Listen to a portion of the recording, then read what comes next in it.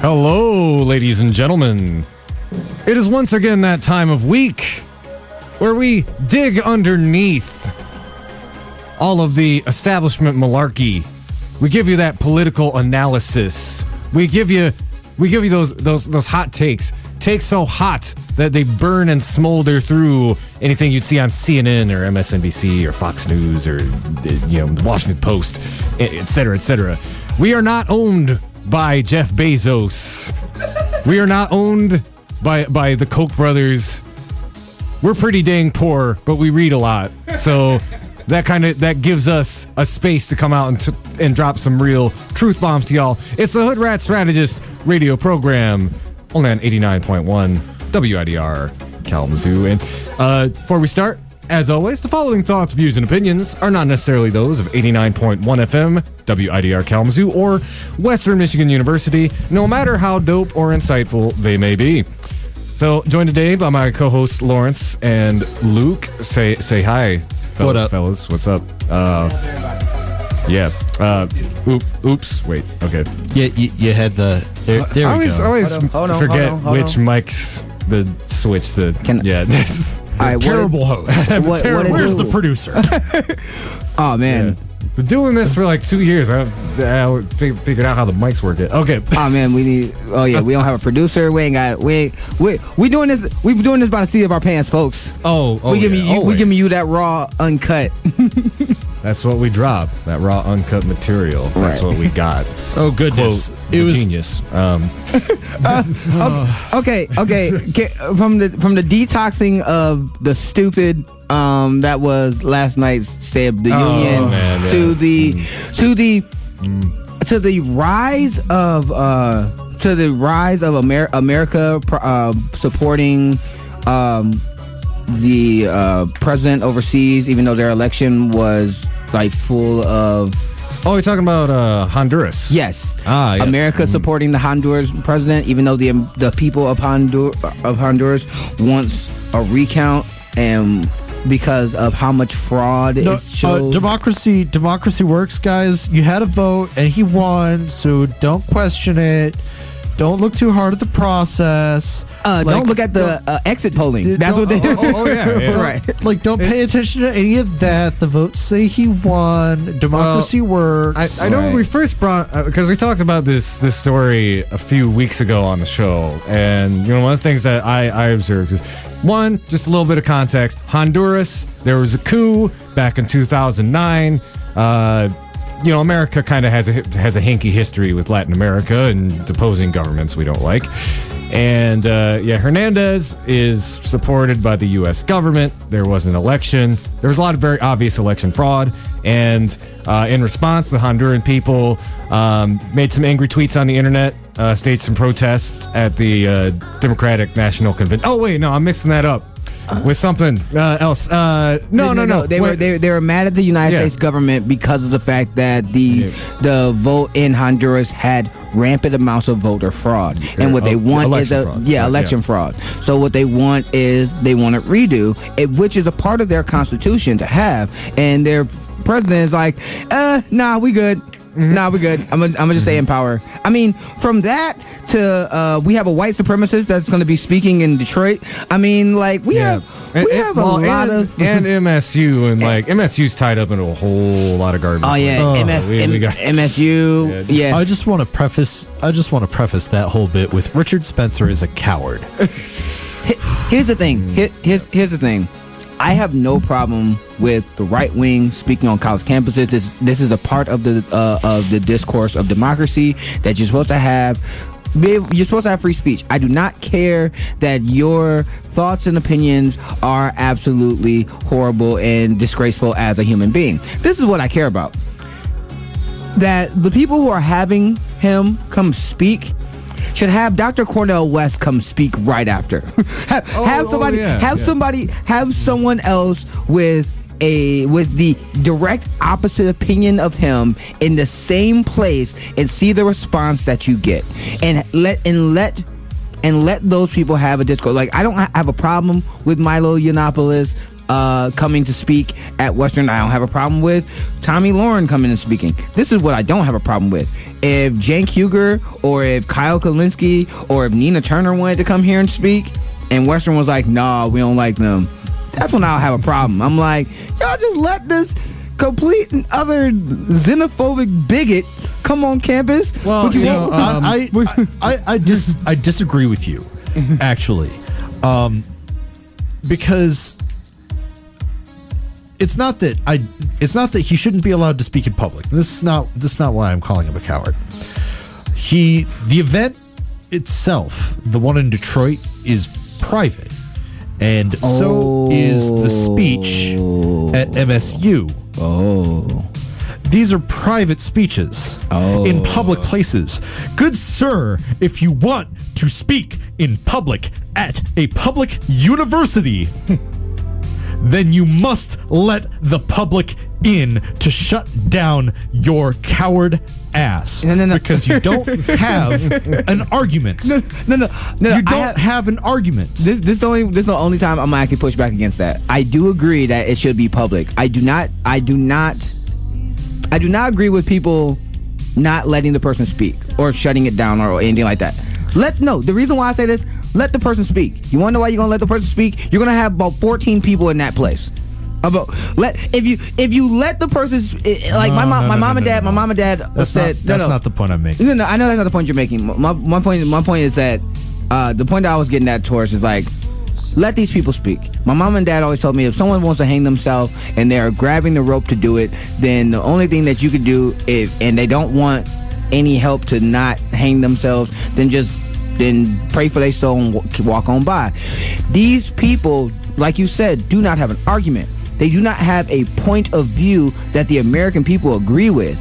So when the American people hear them and they're not in their bubble, and that's the reason why it's private, because he wants to speak to his bubble.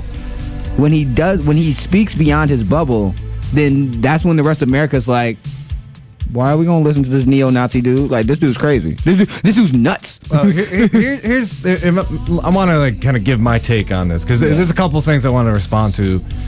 So what you brought up earlier about like if like say MSU wouldn't invite like Nina Turner or something, like we've actually seen that play out at very liberal universities. We talked a few weeks ago on the show about UFM. University of Michigan was considering hosting Richard Spencer, and this is right after they declined a BDS activist, somebody who was pro-Palestine and was critical of Israelis' apartheid practices, somebody who's a well-known activist, peace activist, and they told her she couldn't come speak, yet they were actively considering Richard Spencer. So that double standard does play out. That's that. And that's what I'm saying. Yeah. That's that BS of if the Republic, if people who are free speech advocates, the right wing of our country say, don't step on our free speech, man. It's just free speech. We can talk about whatever we want. Okay, cool. Then the places that are holding these people and letting them do that, they need to also let the opposite opinion and people who hold that belief also do that in the same place that they are, and they both need to be public. If you believe these things and you are willing to go to a public university to speak on them, then yes, like I agree with Luke, you need to let the public hear you. Well, and you're a coward if you don't. I think there's something else that's really important to consider with this too, though, and it's not necessarily just about Richard Spencer. It's what shows up with Richard Spencer. What happened in Charlottesville. The headline wasn't, "Hey, Richard Spencer shows up in Charlottesville." It was, the hundreds of Nazis who came on the ground, and we're looking at particularly, Detroit. I doubt that the Nazi counter protesters are going to outnumber anybody. But let's keep in mind, like MSU, that is right. I almost think it was a deliberate tactic on Richard Spencer's part to kind of prime everybody up about U of M and then decide on MSU instead, because MSU is a lot more isolated. It is not, out in Ann Arbor is kind of like the sprawling, left-leaning liberal suburbs. MSU is in this pocket of, kind of university life in the middle of rural Michigan, surrounded And by East a Lansing. lot of racist, not necessarily Nazi, but a lot of like racist groups, collectives that are going to be drawn to come either maybe not even come see Richard Spencer, but to be there to counter the demonstrators who are assuredly going to be there. I mean, let's keep it real. Southern Poverty Law Center said that there's 28 different hate groups in the United States. Overwhelming majority of them are white supremacists, and a lot of them are on the east side. Of the state. There are some in northern Michigan. There are some on the west side of the state, but the majority of them are on the east side of the state.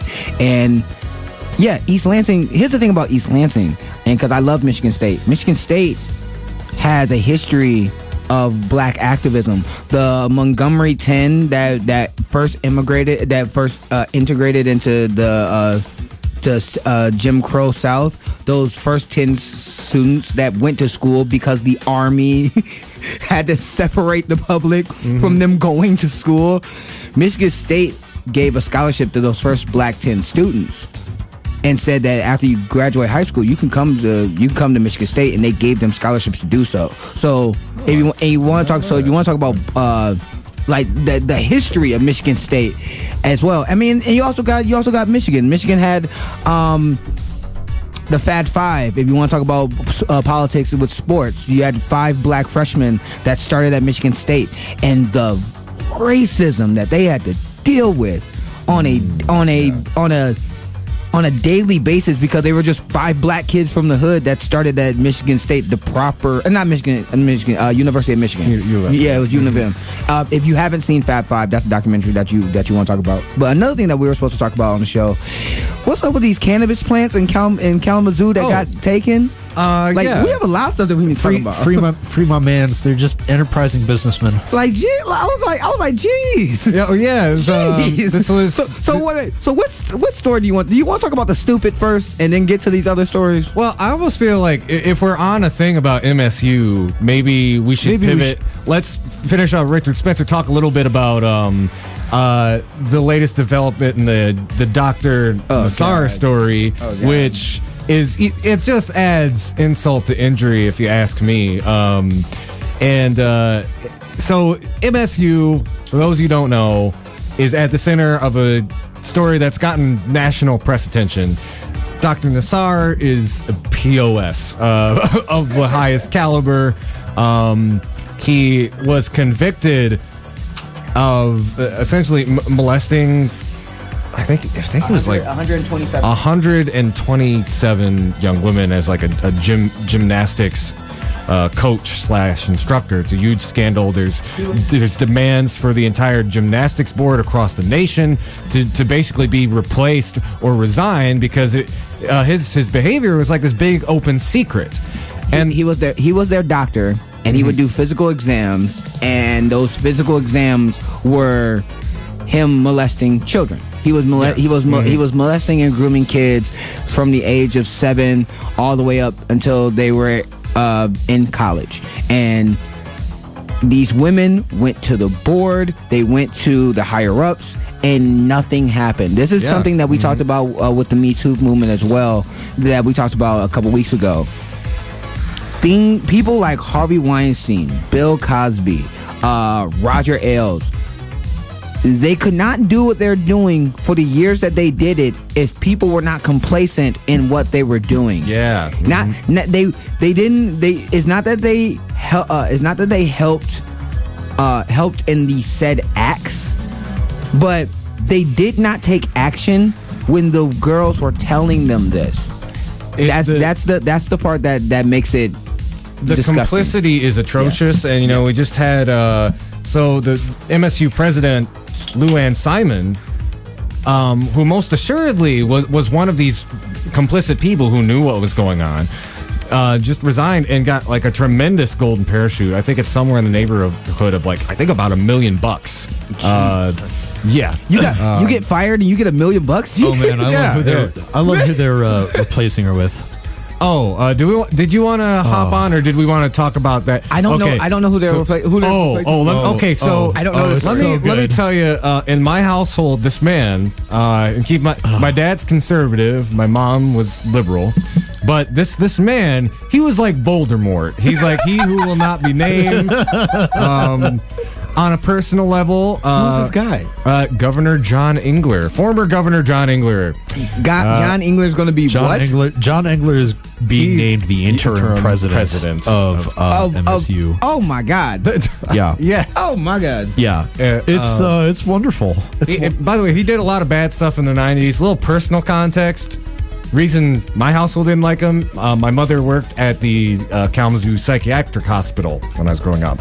And during his first term, one of the first things he did was institute widespread layoffs in our mental health system. And luckily for my mom, she did a voluntary layoff early before he was also, and by the way, not only are you going to lose your job, but we're going to cut down your severance packages. It's what he did to mental health in this state is atrocious. It's a travesty. It's a crime against humanity, really. But let's not get too far off track. Yes, John Engler is going to be the interim president, and I want to quote from one of the victims before we talk about that more in depth. But this is what Rachel Den Hollander had to say. This is the first woman who actually came out with her story against Larry Nassar. And she said, "I am beyond disappointed to hear this. Engler is a deep political insider at MSU. At a time the university desperately needs and survivors pleaded for outside accountability and leadership, the board chooses one of the most entrenched insiders. Despite the board's words about accountability, it is business as usual. I sincerely hope the board reconsiders." It's beautiful. It's beautiful in that it is so much garbage. Because, like, really, what is it? I just read this article. Hold up. Let me pull it up. It's almost like the establishment likes to pick people who benefit the establishment. Oh yeah, and like thinking about like how gross this is in context. Like, say, okay, here's an example. We talk about the DNC chair race on the show a lot. How like Keith Ellison, the Bernie guy, was going to be the chair. Then they put Tom Perez in there. The Obama administration at the last minute fill that role.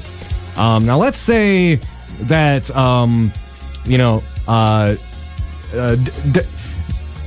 this situation, the parallel is, say, like, the chair of the DNC had to step down because they were covering up Dr. Larry Nassar, and then they replace him with somebody who is also covering up for Dr. Larry Nassar.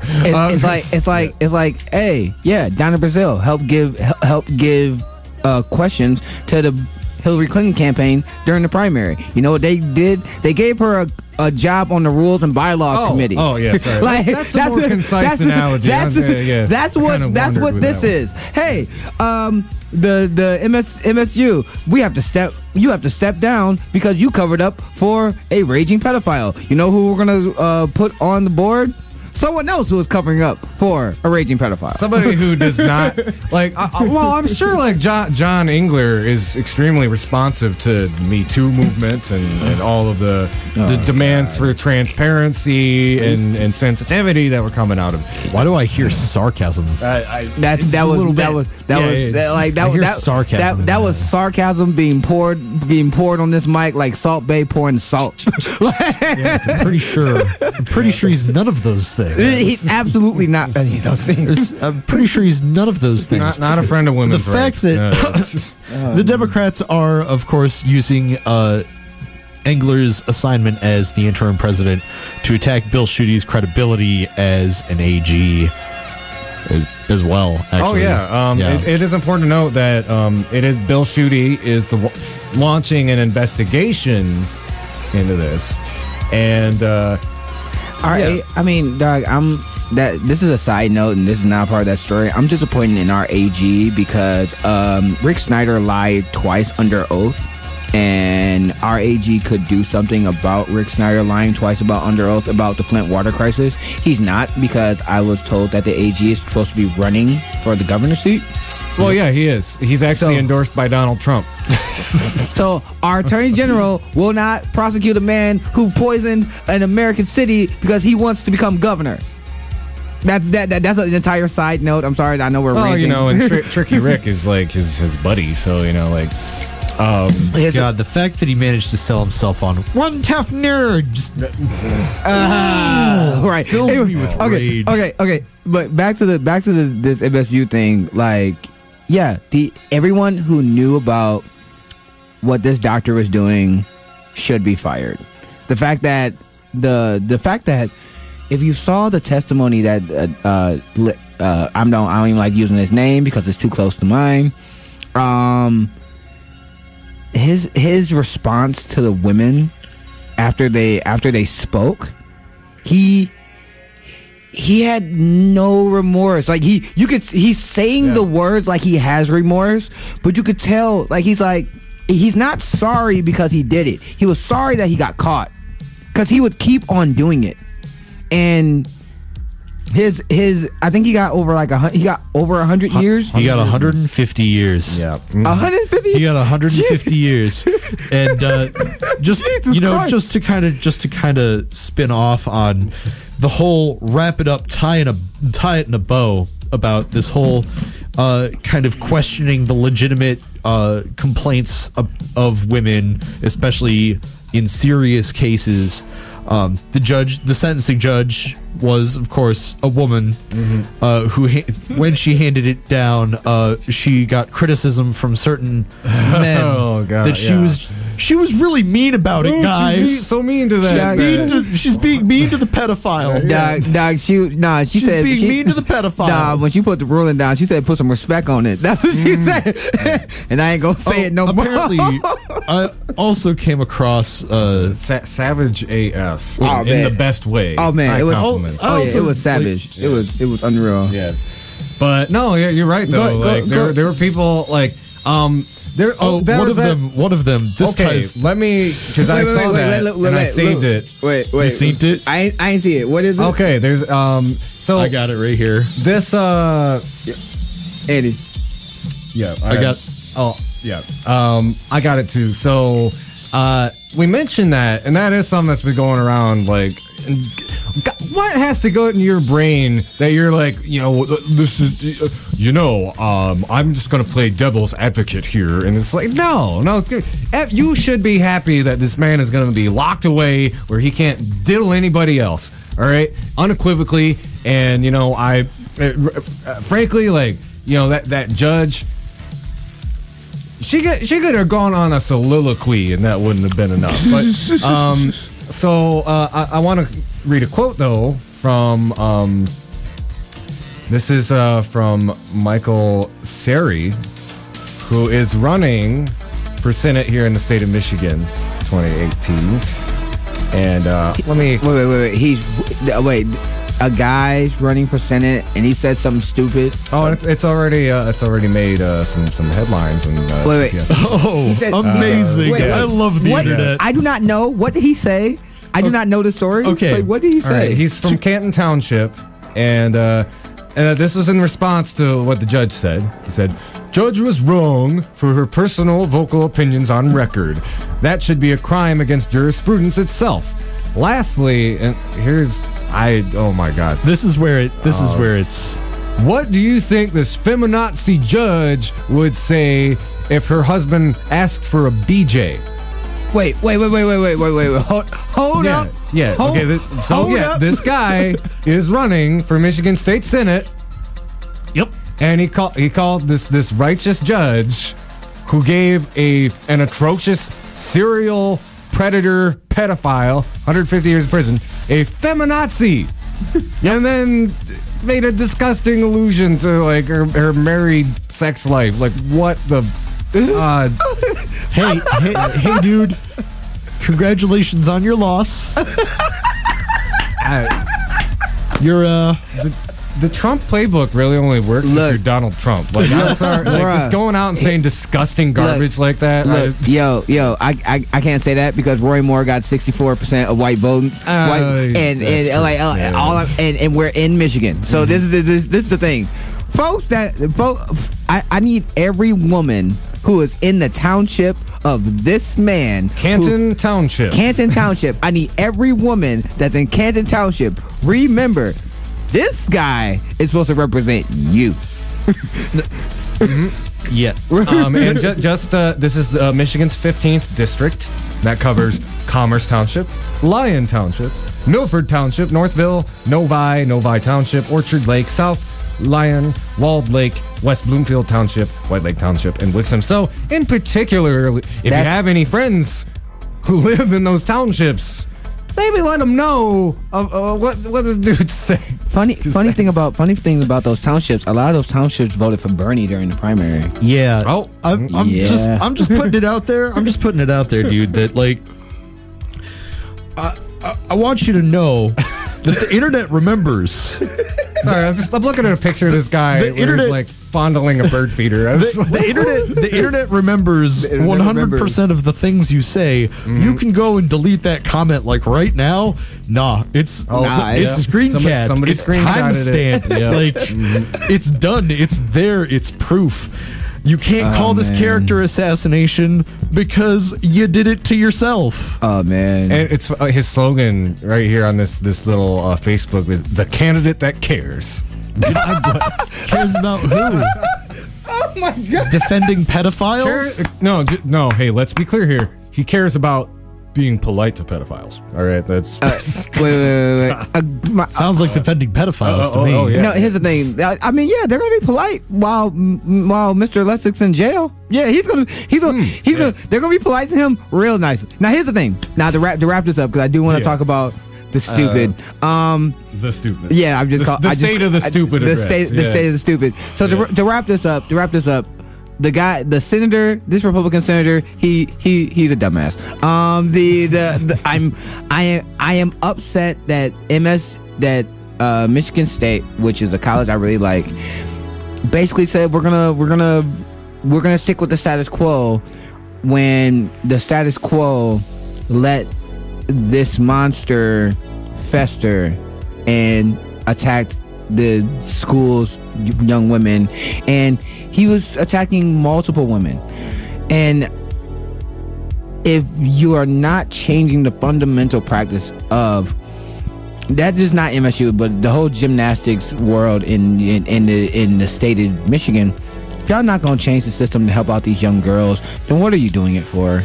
Seriously, like what are you doing it for? Because I swear to God, if my little cousins and stuff are into gymnastics too, I swear to God, if something like this was to happen to them, I'm gonna go to jail. I'm going to jail, and I'm it's probably gonna be a lot meaner than that judge. Oh man, it's going bad. But do you want to take a break real quick? Then sounds good. Let's take a break, and we'll talk about the state of the stupid address from last night. All right, y'all listening to the Hoodrat Strategist radio program only on 89.1 WIDR Kalamazoo, your only source for political revolution. Sun's forgotten to shine lately in my sky, but I'm remembering who I am, a part of me once lost.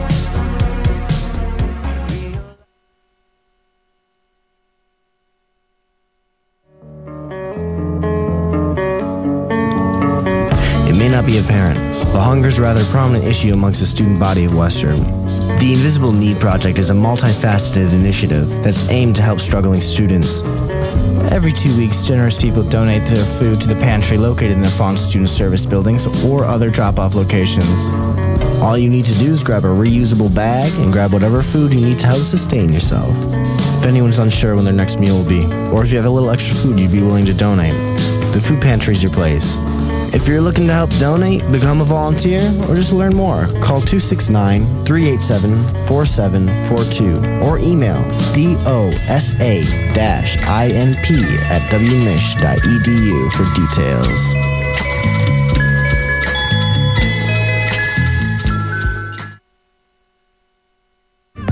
Are you trying to get your local Kalamazoo business name out to the WMU and Greater Kalamazoo communities? Why not do so while supporting Radio Evolution through underwriting and donations? For more information, please visit widrfm.org.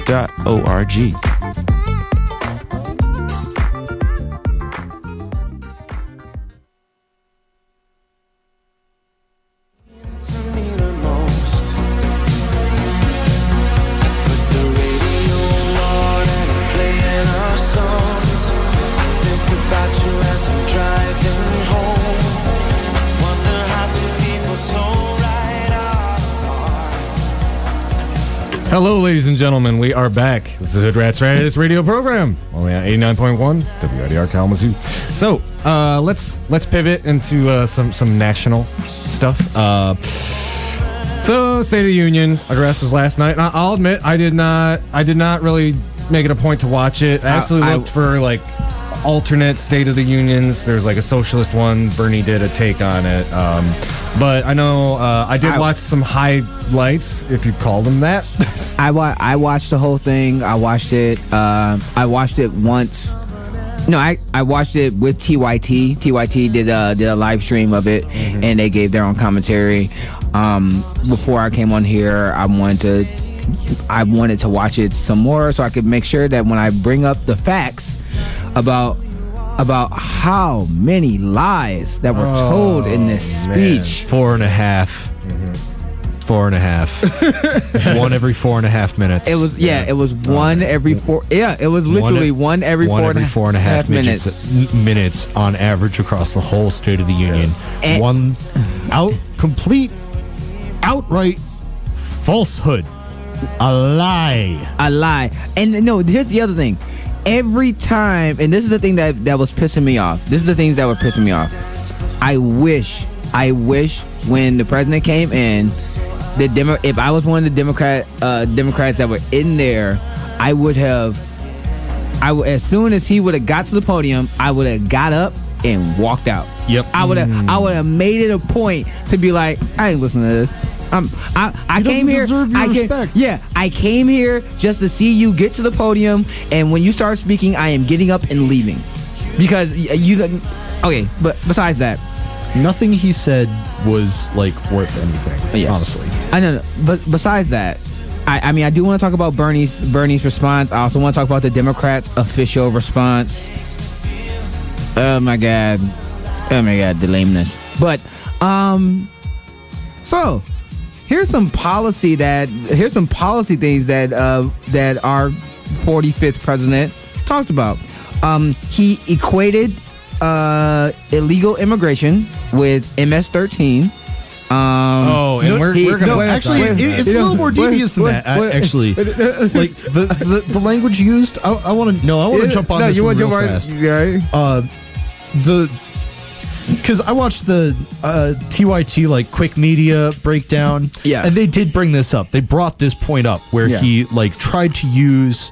Not only did he reference MS-13 a lot, while also talking about illegal immigration, he also implied that dreamers, the children who were brought here illegally by their parents, who have legally protected status under DACA right now, the deferred action for childhood arrivals. Those recipients, while using language talking about dreamers to dilute the meaning of the word dreamer by also calling like Americans are dreamers too. Mm-hmm. So you have he essentially went on this weird language connection spree where the dreamers that the Democrats are talking about, well, they're foreign gang members and they shoot up people and they're terrible. And Americans are dreamers too. Protect the dreamers. Okay. Well, Americans are dreamers too. And I have, and this is the part of the, this is the reason why I said, why I went on my Facebook and I said listening to Donald Trump's State of the Union is like listening to Mussolini after the coup, because he used a lot of straight up demagoguery fascism when he was talking about it. He brought up a family that was victims of MS-13 and he used them as a prop to say, yeah, basically what you're saying, these dreamers, these illegal immigrants are nothing but gang members, all of them. Yeah, I listened to that, and you know, it was so disgusting because there's two aspects of this we want to dig into. One is that when we're talking about like the whole narrative around criminal immigrant gangs, their whole narrative is wrong. It's like what causes that, and we're going to dive into that. Another aspect to it too is that, you know, when you're talking about criminal gangs and terrorism, MS-13 is absolutely nothing compared to... Well, okay, I'll tell a story. So there was this progressive activist, and she went down to Charlottesville to go to a protest. And she was young, about 30 years old. And when the day after they successfully protested against this outpouring of white nationalists and racists, she was run over by a car. Was it MS-13 that did that? No. It was a neo-Nazi. I'm sorry. Yeah. Go ahead. To kind of tie into that, actually, the language being used to tie dreamers to immigrant gangs or a criminal element, even though that's completely untrue, it's also a speech tactic used by the National Socialist Party in Germany. Yeah, against Jews. Mm-hmm. Yeah, and it was not necessarily that they were trying to say things like this as fact. It was speech of intent. They are going to come after you. They are going to deport you. They are going to arrest you. They are going to, they are after you. 100% is the speech that they are using. And since the fact that ICE now has the ability to track people using the license plates on your car. Yeah, that's and right. Here's the thing. President Obama wanted to do that too. But the Democratic Party and a lot of progressives was like, have you lost your mind? No. But Trump's is letting ICE do that nationwide. Before it was like he's giving ICE the power to track you using your license plate on your car. That's one insane thing. Another insane thing, which he took credit for, taking away the mandate on the Affordable Care Act. So cutting that. This is the thing that they did not tell you. The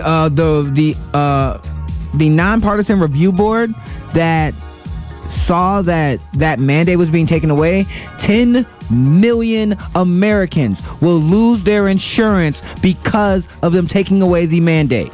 Now, let me remind everyone in America, 36,000 people die because they do not have medical insurance. They do not have adequate health, medical care. And he made it worse.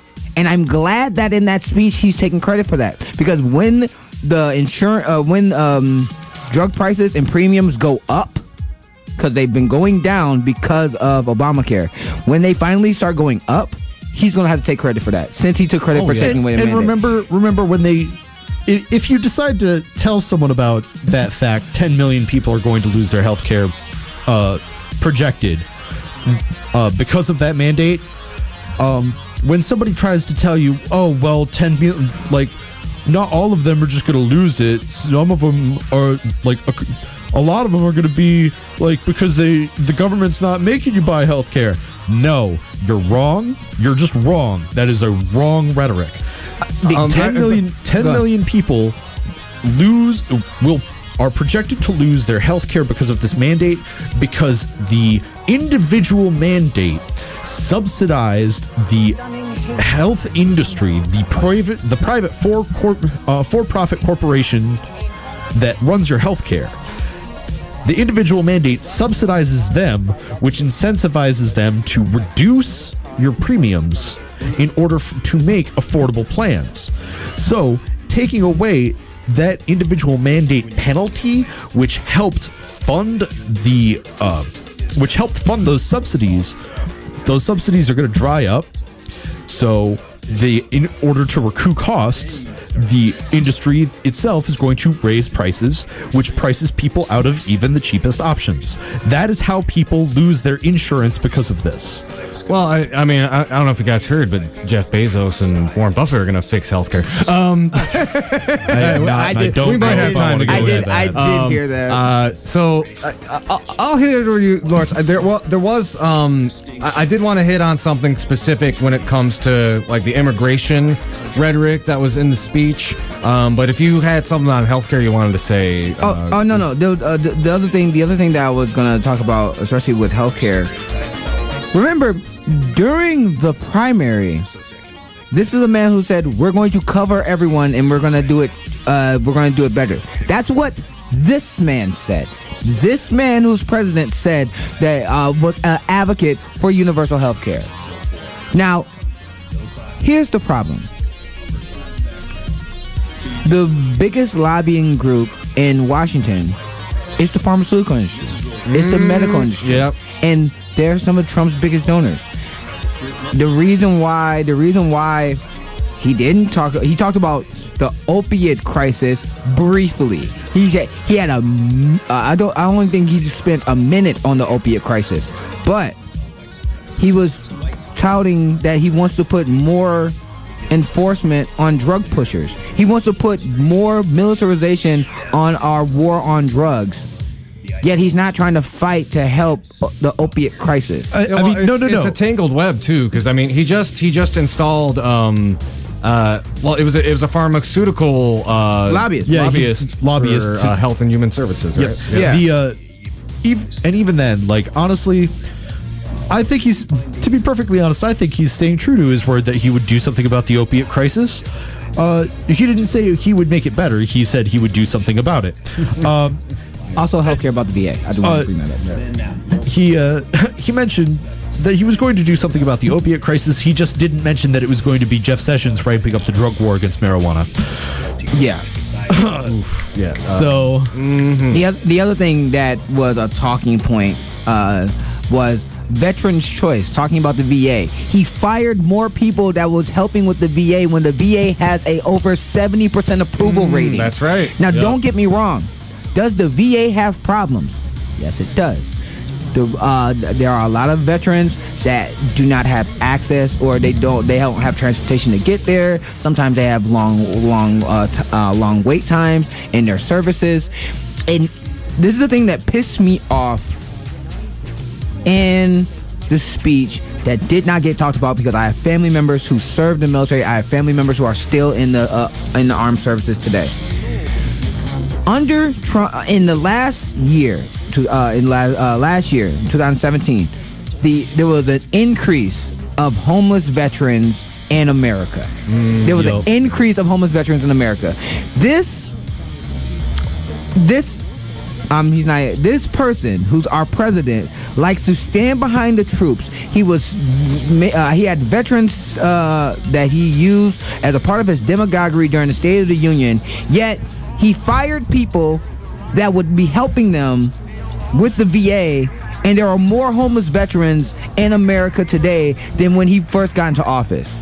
Like, bro, no. That's just an example of what he actually is, which is a political strongman who uses the military as a tool to make him himself look strong and powerful. Meanwhile, he's not. Okay, no, because he is demonstrated by far that if the military disagrees with him, he will be vehemently against them.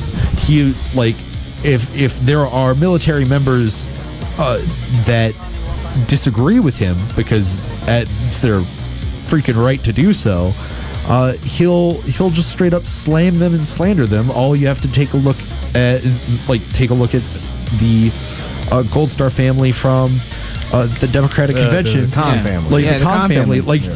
like, it's as simple as that. Take a look at his treatment of John McCain and his war record. Like, what he said about Tulsi Gabbard. Like he goes after veterans as much as he likes to stand behind them. The other thing that pissed me off was that Donald Trump does what he normally does, and that he likes to take credit and put his name on things that had nothing to do with him. ISIS basically being toppled and being devastated overseas, he took credit for black unemployment rate and Latino unemployment rate. Yeah. Him taking credit that the unemployment rate's at the lowest that has been. That has nothing to do with his policies. That was all the policies of the previous president before him. yeah, he's done he has enacted no policies that actually affects his rhetoric with we need to put more money into updating our nuclear weapons, and we need to use those nuclear weapons on North Korea because North Korea is tripping. Yeah. I'm like, dude, you tripping right now. Job growth is this is a really important point too. You know, he pumped so much in like keeping jobs in America and jobs. Job growth under his first year was the lowest it's been. The lowest it's been in the last 10 years. Yep, and it's the first time. Yeah, it's the first time it's actually slowed down. So we have lost jobs within the last year because of the number. He cut more regulations than any other administration. Mm-hmm. So yeah, we lost multiple jobs because of him cutting regulations. We can poison water. Now, companies are allowed to poison water. Ask Wyoming how is that positively affect them. The stock market is really high now, guys. Oh no, and this is the other thing that I like to talk about because a lot of mainstream media brings that up. Yes, the stock market has hit record highs. Every listener that's listening to this, ask yourself this one question. What is the percentage of Americans that own 80% of the stocks in the United States? Well, I think a lot of them just got a huge tax cut. Yeah. Answer. The top 10% of our country owns 80% of stock in America. What does that mean? For those who make over $10 million annually,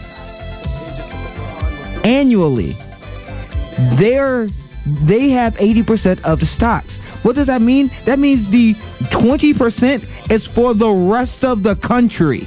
So when stocks are up, they're not talking about you. No, At all. Like substance, like if we're talking about 401ks or something, those go with the stock market, but they're not going to radically change. Even if the stock market is really high, you'll get a little bit of extra money. Of course, when the stock market plummets, that devastates people's retirement savings. Oh, that devastated the African American community the hardest. Majority of small businesses, especially in the African American community, a lot of the ways that a lot of black businesses get started is because they put loans on their houses. So when the housing market crashed, a lot of black businesses, overwhelming majority of black businesses were destroyed because they took out loans on their house, or they couldn't even get a loan to start their own business or to create their business. So we're in another bubble now, and we are going to have another crash. Is going. Hear me now, quote me later. It's going to happen. This is the other quick things, because I do want to talk about the Democratic response, and I want to talk about so him putting more reinforcements on the border security, him bragging about the Democrats giving him money for a big beautiful wall when he said Mexico was going to pay for it. If you've seen the video that I posted, that Kyle Kalinske posted, and that the Young Turks posted of Border Patrol agents kicking over water in the desert, my God. And you think that that's something that we need more of? Instead of I'm like, dog, I can't help you. You're not a rational human being. And I just want to hop on that real quick. This idea that deportations are going to help stop gangs like MS-13. That was the most egregious thing, because one, this has been across administrations. that is, Trump acts like he's the first one who's wanted to like clamp down on immigrants and stop crime by deporting people. This has been a bipartisan consensus for years, since the Reagan years.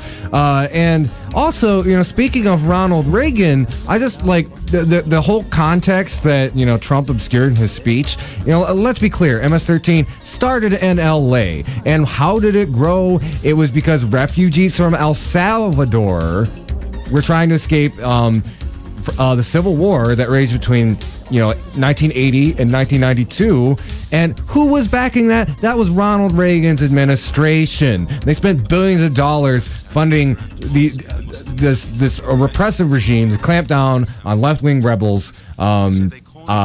In El Salvador. Wars were also going on in Guatemala. There was U.S.-backed military genocide against indigenous people. Nicaragua, of course, where U.S. supported the Contra Army. And also, MS-13 got most of their recruits as a result of our foreign policies. And deporting people, that hasn't been an effective tactic because it just sends them back down there to perpetuate more violence that helps those gangs grow, there and nationally in America. So it's just this completely false understanding of how these gangs grow and are created. And I mean, it's a purposeful misunderstanding because people understood that these gangs were the direct result of our foreign policy.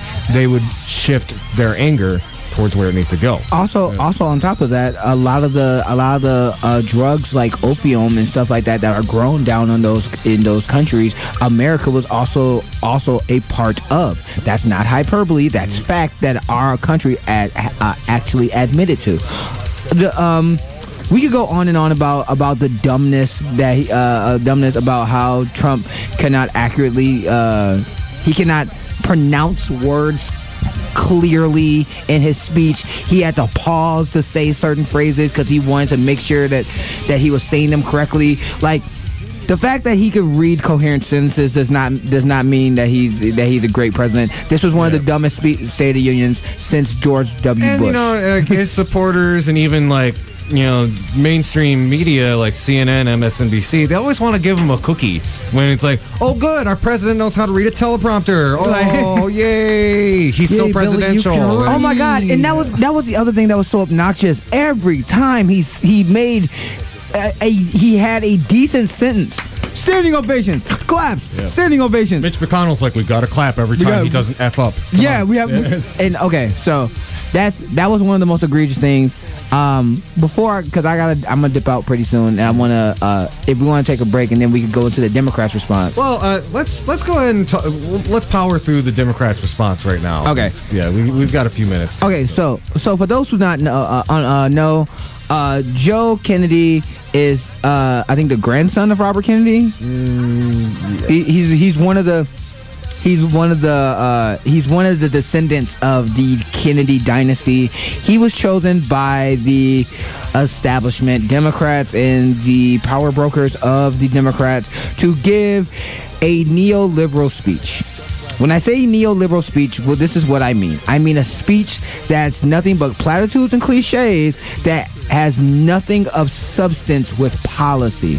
Now, to give him credit... Oh, his dad was Joseph Kennedy. His dad was Joseph Kennedy. Mm-hmm. Now, to give him credit, and I'm going to give him credit, he did mention Black Lives Matter by name. He did mention DACA by name. He did mention the code name for the red meat for the Democrats. That he used kind language, and he gave a lot of flowery language to the heartland of America, and he did not give actual policy. Now, the reason why I say that is because this man is in Congress, but he does not support Medicare for all. He has not signed on to John Conyers' bill. This is a man who is against the legalizing and regulating of marijuana.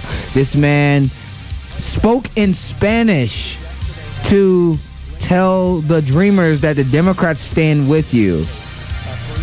But the Democrats just buckled when it comes to the budget deal when it comes to DACA. So his rhetoric is of wonderful platitudes for the Democratic Party, in that the Democratic voters should have hope, but his actions show nothing. His actions don't show it. And sometimes his actions show that he is completely on the wrong side of it. Kennedy himself has been tied to a lot. He's gotten a lot of financing from big pharma lobbyists. Goldman Sachs. He's actually, that was the thing that really hit me, because I watched a little bit of it. He talked about the opioid crisis, and he's been one of the people who's helped to enable that. Like, he helped sponsor legislation backed by the drug industry that would help, revamp the CDC guidelines. And by revamp, I mean make it easier for the producers of opiates to continue to flood the market and basically, sell their drugs to people who are addicted. The reason why, the reason why is if you go to opiatesecrets.com, his fifth largest backer is an opiate company. I always miss Kyle's tweets about things that are important, like the Joe Kennedy speech. Yeah. You want to know how many times he mentioned Medicare for all, free college, a new Deal, ending the wars, legalizing marijuana, or getting money out of politics? How many times? 0. Exactly. 0 times. He mentioned a living wage once. Lawrence, weren't you telling me when you got here that he's... Weren't you telling me when you got here he's also got a really bad history with marijuana? He voted against. He basically voted for them having harsher drug penalties on marijuana. He voted against common sense marijuana policy. That's what he voted against. Now, this is also Joe Kennedy. And for those who not understand, he's the 16th richest man. He's the 16th richest man in Congress, and the 24th richest person, which is like the Congress and Senate. He's like the 24th richest person. His trust fund is worth $18 million. So look at the framing. The Democratic Party in 2016 was hit over the head by someone who was a populist, who was a fake populist, saying that they are too tied to the establishment. So they put the most establishment politician that we have seen against Donald Trump and lost. What is the Democrats' response to this? Oh, man. The Democrats' response to the State of the Union is we are going to get an establishment Democrat who is a part of the Kennedy dynasty, who's tied to Wall Street, big pharma, and to our military-industrial complex, who is a fresh face on the same neoliberalism that just got their ass handed to them. And I want to jump off that too, because just from a strategic perspective, I mean, the Democratic Party, young and charismatic wins. Just look at Obama. Okay, so the Democratic Party had some options. They've really been trying to push Kamala Harris real hard. They've been trying to push Cory Booker, and Kirsten Gillibrand, and you know what? We have our problems with them. And we could talk about that for a while, but they at least, you can tell they're trying to set them up in such a way, like Kamala Harris and Cory Booker both voted for the Medicare for All bill. They're fresh faces. They aren't tied into political dynasties. Yet, instead of trying to elevate one of those people that the establishment wing of the Democratic Party is trying to kind of put forth for 2020, they bring us a political dynasty descendant, a Kennedy. What the H and the L? Let's just rewind. Let's just rewind back to 2015. Rewind back to 2015 real quick, when we all thought it was going to be Hillary versus Bush. Right. Rewind it to that, guys. Too. That's rewind it to 2015, when everybody thought it was going to be Clinton versus Bush, because they're political dynasties. They're the biggest names. They have the biggest donors. That's who it's going to be. This is the thing that I want to end on. When it comes to Joe Kennedy, the third, actually. This man, the Democratic establishment, they want to have their cake and eat it too. They've been saying you had Howard Dean go on MSNBC talking about we need fresh new faces, so we bring a 37-year-old millennial, almost millennial, to talk to the heartland of America, who's had a silver spoon in his mouth the entire time of his life. Yeah, we're talking about you have the Democrats who. And for those who, I'm going to be nice, and this is me being nice. Did he give a better speech than Trump? Absolutely. That's pretty low bar, though. But that's my point. Yeah. That is my point. He did a better speech than Trump. Absolutely, I will give you that. What did he say during his speech that was actually policy that was going to help the American people? Not a damn thing. In comparison, no. And if you watch that speech, and I ask everybody to watch that speech. When you watch that speech, every time he says something somewhat endearing, he'll have a really whispered tone when he's talking, and then he'll say something with energy, and then the crowd will clap. Not actually policy, not actually good substance, but he'll just say, we're Americans too. Well, we care about Hispanics too. Everybody clap. So he had a crowd, an audience. He had a crowd in the audience. Okay, because last year. No. He had a crowd. He had a crowd in the audience inside of a manufacturing, inside like a warehouse manufacturing place with a car in the background with the hood up. Mm-hmm. So it's like, the Kennedys are real grease monkeys. They're here in the heartland, and they fix cars. It's like you're going to see a play. They fix cars. They fix cars like every other regular American. Yeah. No, he doesn't. Like, come on now. Man. Come on, son. It's like last year they had like this retired Blue Dog Democrat from the Midwest. I think it was Nebraska. Yeah. Speaking in a diner. They're at least trying to be a little folksy and genuine. He spoke in a diner, and everybody was looking behind them like it was Children of the Corn. Like that's the thing. Now, I'm not a Democrat. No. Or a Republican, but I'm a Democrat. Here's the thing, and I want to juxtapose that before I have to dip out. I want to juxtapose that to Bernie Sanders' speech. Bernie's speech was basically Bernie's speech was basic Bernie, and the fact that it was basic Bernie and it's still levels. It's not even worth comparing. It was miles above what Kennedy did. It was miles above what Maxine Waters did.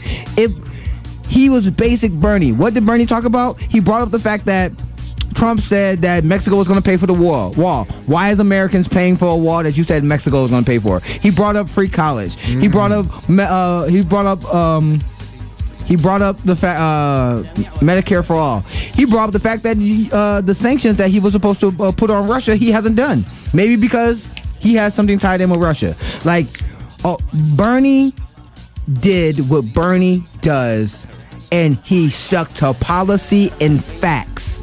Yeah, and I want to say too what was most impressive about that, which again, this is what his style and what more politicians should do. It's like not only debunking everything Trump said, but doing it with hard data and numbers that can't be refuted.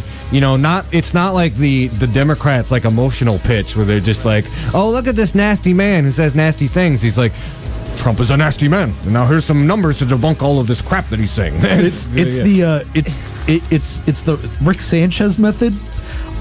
Trump is a piece of crap, and Bernie can prove it mathematically. Yeah, there you go. It's like this administration is a piece of crap. We can prove it mathematically. Yeah. The big difference is Kennedy's speech sticks to things that are to people on the left. It's like, we care about people. We care about equal rights for everybody. What are you going to do? What are you going to do about it? What are you going to do? It's not enough to say these people are not our enemies, they're our friends, debunk all of that, and then have nothing else to say, but you should support us because... Mm-hmm. I'll give you a clear example. One of Kennedy's things that stuck out, and he said, this is one of the things that I actually liked about his speech, but then it turned around and been one of the things I hated about the speech. He said, Americans, we're giving a false choice. We can we can have money for our children, but we have to sacrifice documented children. We can have money, we can cut taxes for the average American, but raise taxes for some. Well, the Democratic plan says we can do both, and the crowd gives massive applause. I'm like, we can do both what? we can do like really? I'm like we can do no. He literally said that, and we can do both, and I'm sitting there like, we can do both what? Are you saying that we can cut taxes for who? You didn't even say who you were going to cut taxes for. You didn't even say who you were going to raise taxes for. Are you saying that? You're saying that, okay, if you're saying we can fund CHIP and have DACA at the same time, I applaud you. Here's the thing. I applaud you because both of those programs have over 80% approval. Here's the thing. Why are the Democrats, why did they drop it so they could fund the budget? Well, yeah, exactly. Because like his rhetoric it contradicts what they did last week. No, and that's my point. Everything that he brought up in his speech is debunked by the actions of the Democratic Party, by what they've done. And that's the thing that pissed me off. I'm like, okay, it's cool to have good rhetoric and you're nice. You're not a bigot fascist like Trump. Okay, that's cool. That's great. Do you actually have any policies like bringing back Glass-Steagall or regulating the banks so we don't have a financial crisis? Are you going to bring up actual living wage to the minimum wage to a living wage and tying it to inflation? Are you going to be for legalizing marijuana? Are you for eliminating private prisons and reforming our criminal justice reform? Are you actually for those things? Did you bring those things up? No, you didn't. No. Okay. So Black Lives Matter though. But Black Lives Matter though. Like, LGBT lives matter. You know what I'm saying? Like you're for the buzzwords that the Democratic Party base wants to hear. You're not for the policy of what the Democratic Party wants to fight for.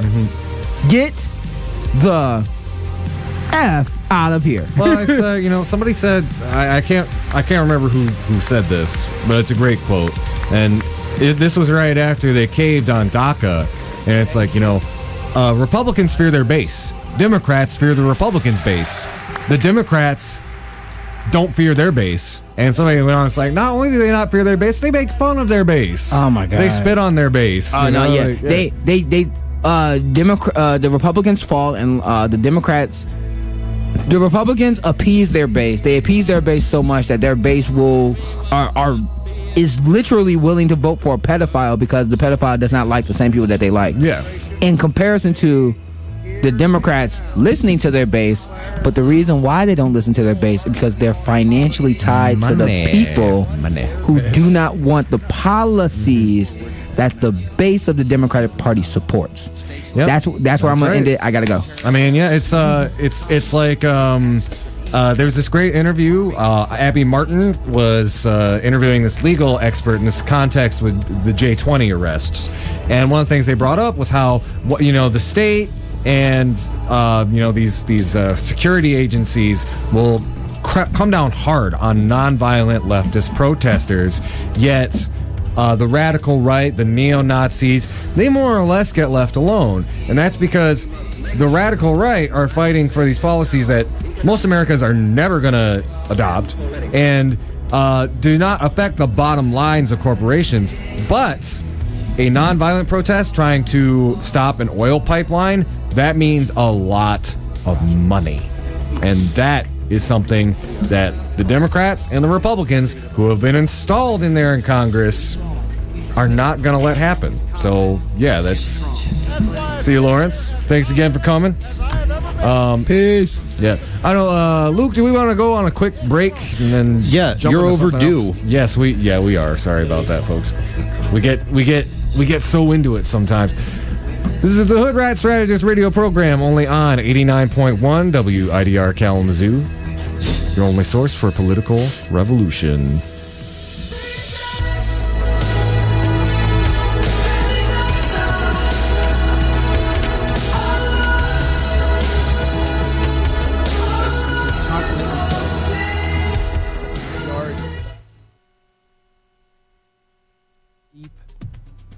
I hated the Colonel with his wee beady eyes and that smug look on his face. Oh, you're gonna buy my chicken. Oh. 89.1 FM, WIDR. Dad, how can you hate the Colonel? Because he puts an addictive chemical in his chicken that makes you crave it fortnightly, smartass. Kalamazoo.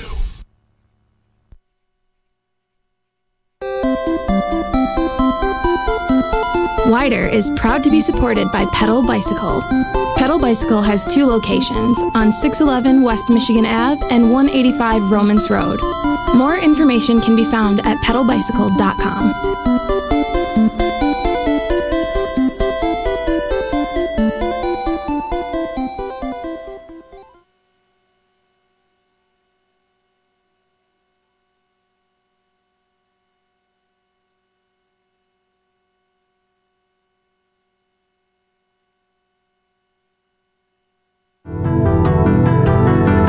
You are now listening to our weekly RSO Spotlight.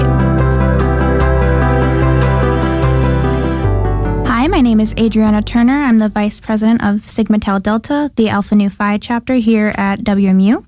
We're holding an open poetry event in Brown 3025, so you can bring your own creative writing next Tuesday, the 30th, and it has a freedom theme. We highly encourage reading the Book of Unknown Americans by Cristina Enriquez, which is the common read for our chapter. And you can contact me at adrianna.g.turner@wmich.edu. For more information on this week's RSO, you can visit westernherald.com, YBOT-WMU on YouTube, or widerfm.org.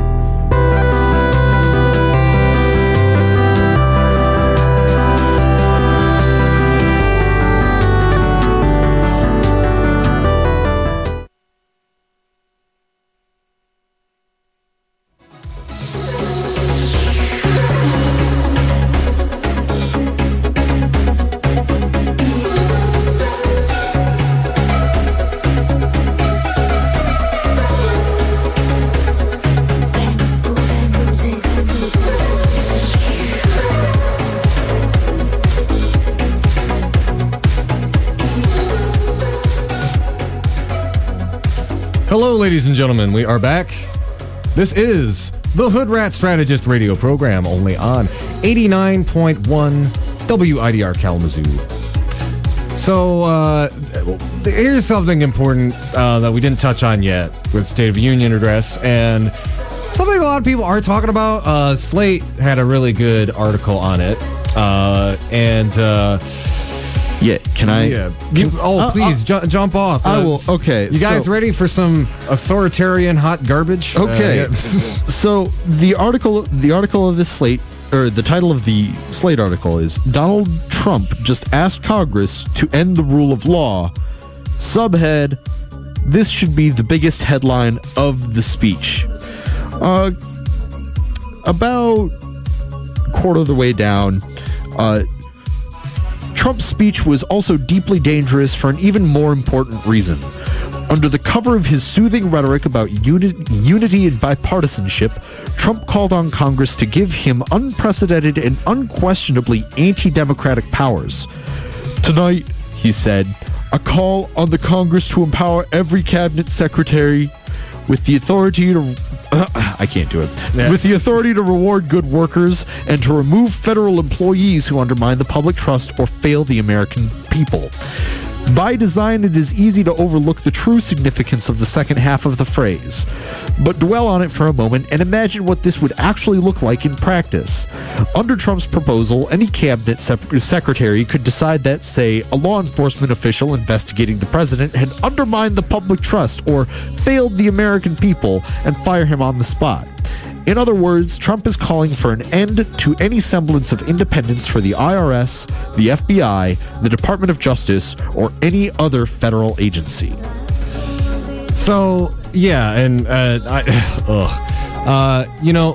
this again, it's ever since Trump got into office, he, as much as he doesn't really grasp what it is to be president, something he seems to be continuously surprised about is the lack of authoritarian power that he actually has. That there are systems available that keep him in check. Look at how upset he got at the continual resistance to the Muslim ban, and the fact that he didn't understand that there are lower courts that could overrule this proposal on constitutional grounds. Being president of the United States does not automatically give you powers. And, that swings both ways too. It hinders Trump from being this authoritarian dictator. It can also hinder people from going to the left. We talk a lot on the show about Obama's foreign policy, but it's when he got in, he did genuinely lean towards a less interventionist stance. But again, the military-industrial complex has a lot more authority on that than the average person would really think, at least over a president. So, we do have a system that is built to keep the power of the executive in check. And what he's basically espousing is that the Republicans, who currently have partisan control of Congress and House and Senate, do this thing that would make it easier for them to expel political dissidents. Really, it's something. This is funny. This is something that the Nazis did. Oh yeah, that's this is a thing that the Nazis did. This is the second show. This is the second show in a row where reports hey, this kind of reminds me of late 1930s Germany. It's let's see, ICE agents just abducting people from hospitals. ICE picking up fathers dropping their kids off at school, modern day Gestapo. This thing where the cabinet can just get rid of any political dissidents within the ranks just because they're threatening the security of America.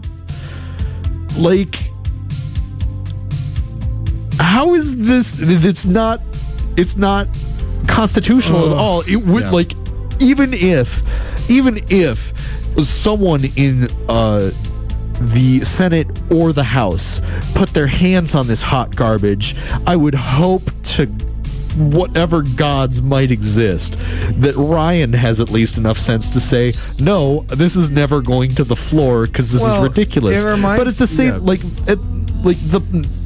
because if they do, and this argument gets made a lot, is once that power is in place, it stays there. So if there happens to be a giant sweep in 2020, but if they don't manage to dismantle our democracy before then, now Democrats have that power. Oh yeah, and I wanted to jump off that and kind of point out two things. One, this kind of reminds me when the Republicans were considering going nuclear and basically making oh god, I'm having a brain fart. They were considering changing the rules on the Senate floor so that you could no longer filibuster. That's right. Yeah. And they were forward thinking enough to realize, the Republican Party is not always going to be in power. These things go back and forth. So if you give yourself this kind of unilateral power now, that enables the other party, when they seize power, to do the same thing. And it's something I'd like to point out too. Even if, say, you're on the right and you think for whatever reason Trump should have this sort of unilateral power, we've actually got there's this thing going on right now. And granted, I haven't been following this super closely, but there's this FISA memo. That's dealing with potential surveillance. I've been hearing about it. I haven't looked too hard into it at all. I have a few friends who, because this has generally been something that right-wing media, and particularly independent media, has been focusing on, but I have seen some progressives focusing on it. But the long story short, potentially, because nobody's seen this memo yet, but it's supposed to reveal some shenanigans on the part of the Obama administration and the FBI they were essentially like spying on Trump's campaign. Well, and apparently also there's a counter memo that clarifies a lot of stuff in it that is not getting authorized to be released or some junk. So it's like some of the outlets that I've seen kind of comment on it have called it essentially a political maneuver. Well, yeah, because I've seen like people like, oh, look at these Republican congressmen saying how shocking it is. It's like, well, they kind of have a history of embellishing and what is it? Benghazi. Yeah, Benghazi is a good example. But I guess I was trying to like kind of use that as an example. Like, so let's say like that is what it is. If the Democrats are in power, then they could easily throw out people who wanted to hide Democratic Party corruption. It's again, this is a horrible precedent. And it doesn't really shock me. I mean, this is a president who, like, straight face told Theresa May, I don't want any protests next time I come here. If you can't guarantee no protests, I'm not coming back. Like, well, good, never come back. Yeah. Oh, wait. God. Yeah. He has to come back. Yeah. He's our president. God. It hurts. Oh, the pain. If only he could, like, go to England and, like, I don't know, maybe somebody in a blue box just pick him up and then drop him out over the ocean. But he doesn't operate like that. That's not their style. You're right. Okay. I was getting kind of lost in the weeds here.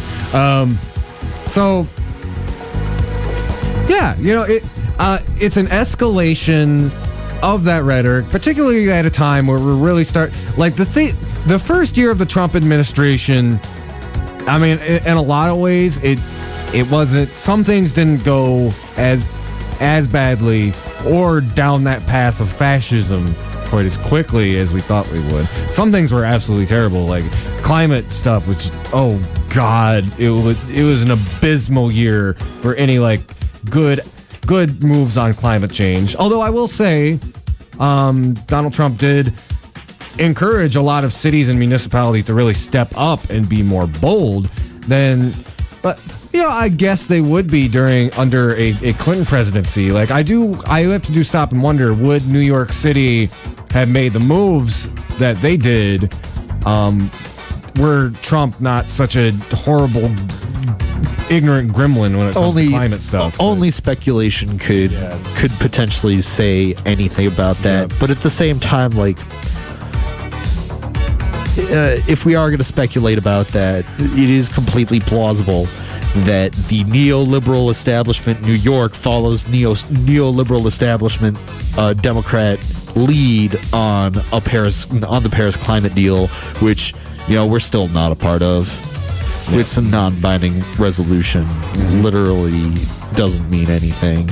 Yeah, I mean, but at the we same talked on the show, like the Paris Climate Agreement wasn't really that great to begin with. Yeah, but literally, the United States of America is the only one not on it anymore. Syria is on. The only other two countries that were opposed to it are now on it again.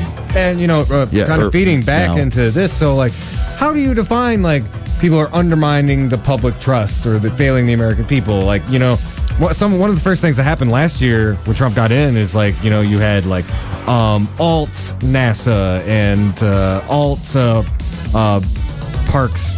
Alt national parks, and like all of these agencies that were saying like, no, we're going to tell the truth. We're going to talk about this stuff. Something like this would give them the power to say, oh, you're gonna speak out against our government's stupid retrograde policies. Well, get out of here. Get out. You talking about science. What whistleblower protections? What whistleblower protections? Yeah, I mean, we already have an example. We already have an example of this administration's treatment of a whistleblower, and it's even a minor one, like super minor. It was a state photographer taking picture documentation of Rick Perry meeting with a coal baron, yeah, and him going, I'm gonna release this picture because this doesn't feel right to me. This doesn't feel right to me, and I feel like the American people have a right to know about this. Oops, I was put on administrative leave. Whoops, now I have to find a new job. Yeah, like talk about like swift retaliation. Yeah, I mean, it's basically what right now these pop up and they make headlines and we notice them. What he's calling for in the sentence is like, yeah, let's normalize that. Let's make that an everyday practice of the government that well, it's not even really Trump's political party, but that the political party that he is the head of, that is in power, he wants to give them that power.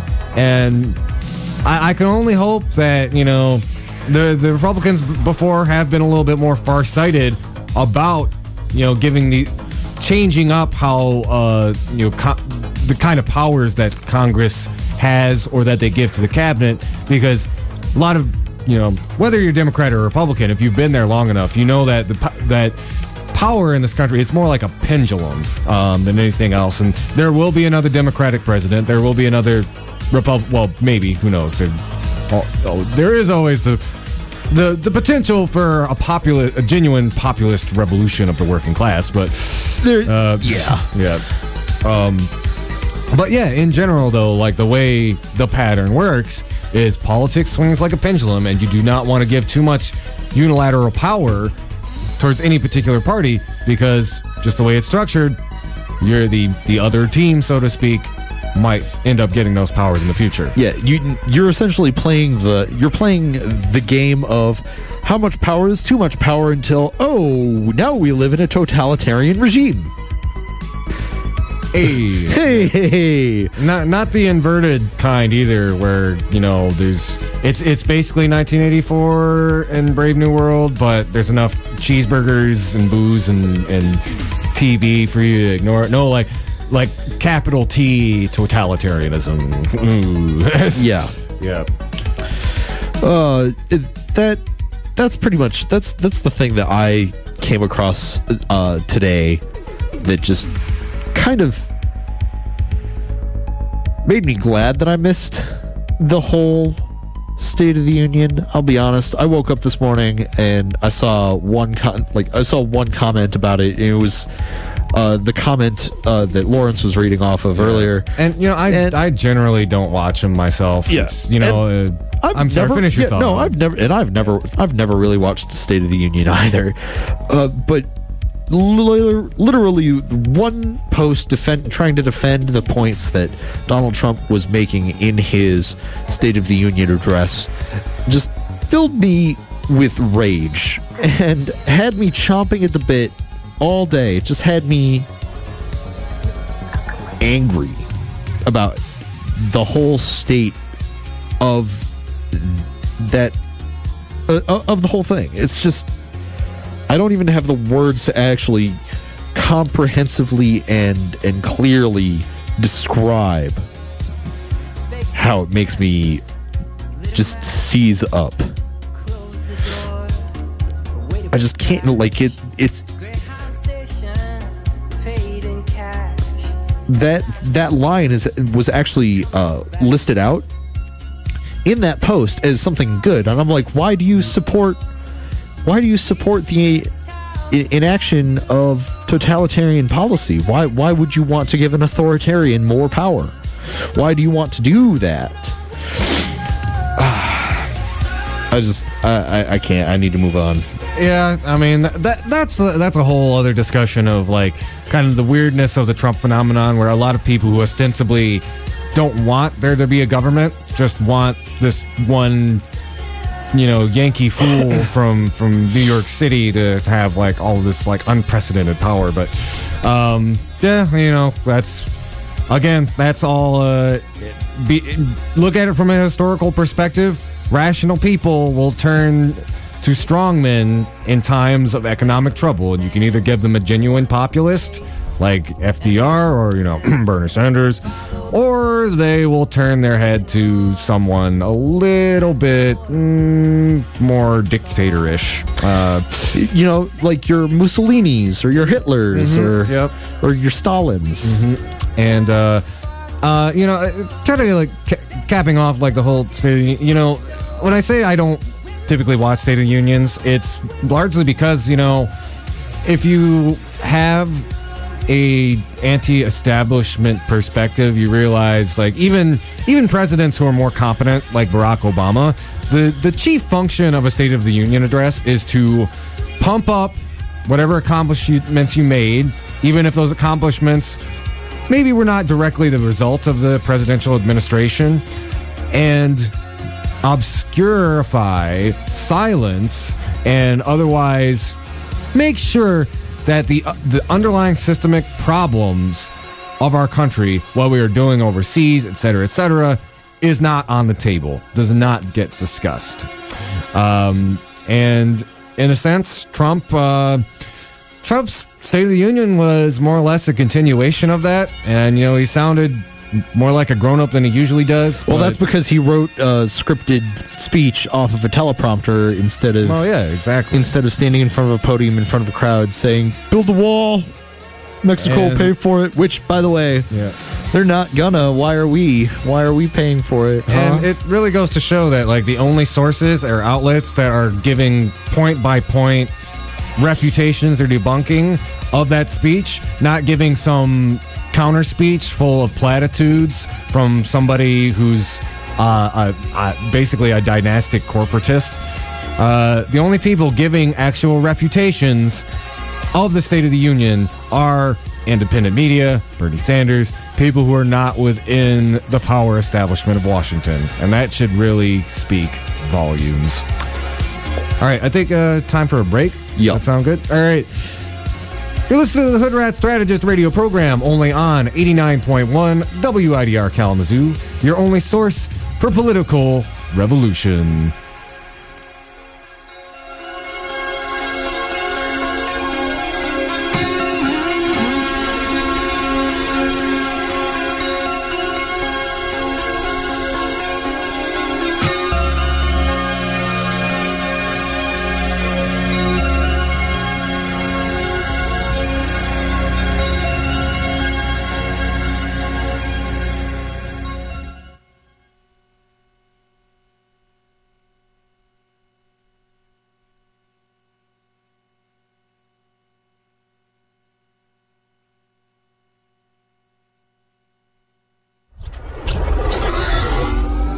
WIDR would like to remind you to please drive safely. Drunk driving not only puts your life in danger, but the lives of others as well. If you find yourself stranded somewhere, consider calling Drive Safe Kalamazoo, phoning a friend, or having an Uber pick you up.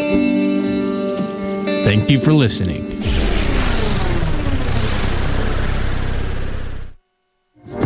WIDR FM is supported in part by local Kalamazoo and Greater West Michigan businesses like yours. If you are interested in getting your business's name on the air while supporting Radio Evolution, please visit widerfm.org for underwriting packages and other support options.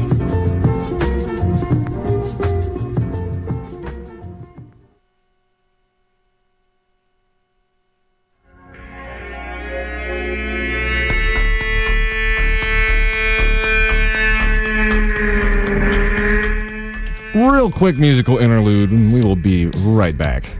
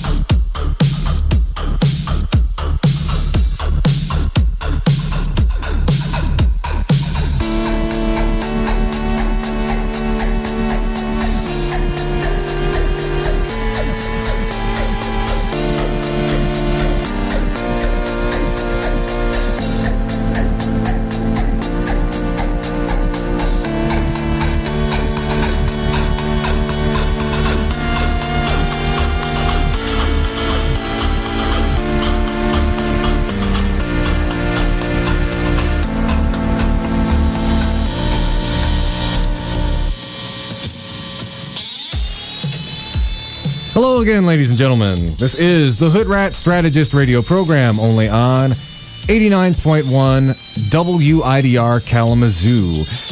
So I'm going to talk a little bit about some interesting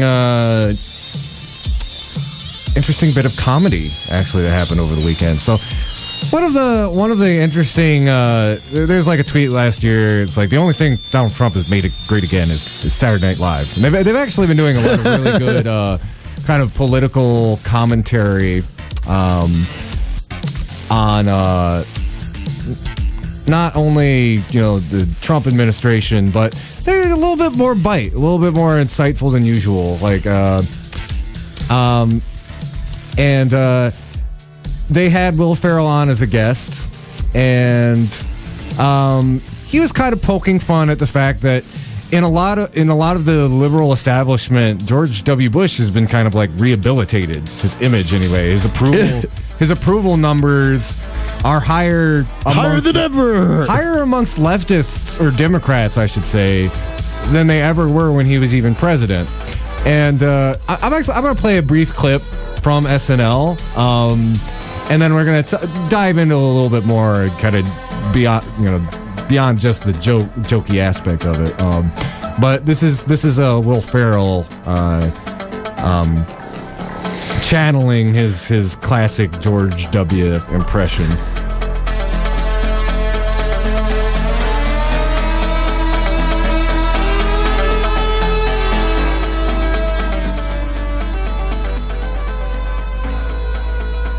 Like I was saying, I don't know if you've seen the news, but according to a new poll, my approval rating is at an all-time high.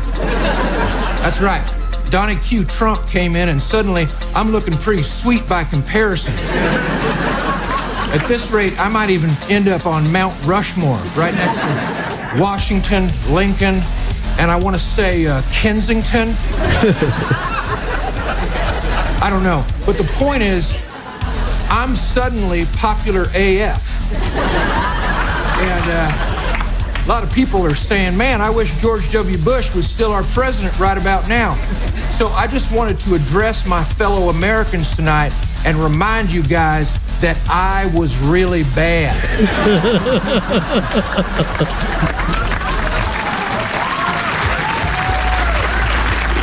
Oh my goodness. Like historically not good.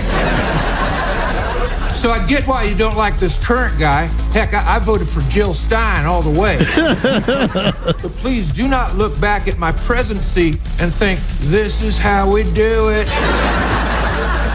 Don't forget, we're still in 2 different wars that I started.